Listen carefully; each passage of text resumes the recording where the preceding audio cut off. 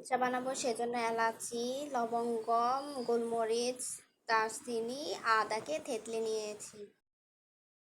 এখন আমি আধা কাপ পানির মধ্যে 3 চামচ দুধ দিয়ে ভালোভাবে মিক্স করে নিয়েছি।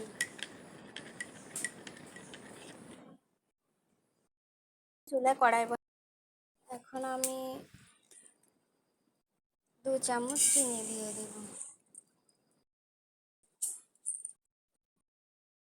এখন আমি 2 চামচ চা পাতা দিয়ে দেব। এবার ভালোভাবে ভাজতে থাকবো।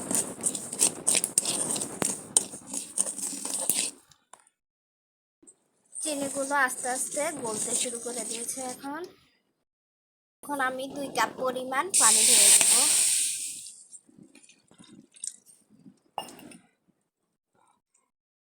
এখন আমি মশলাগুলো ঢেলে দেব।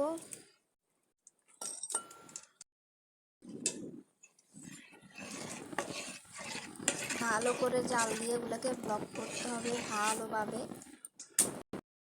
3 মিনিট পর্যন্ত পানিগুলো ভালো করে ফুটে ফেলছি। এবার আমি দুধগুলো ঢেলে দেব।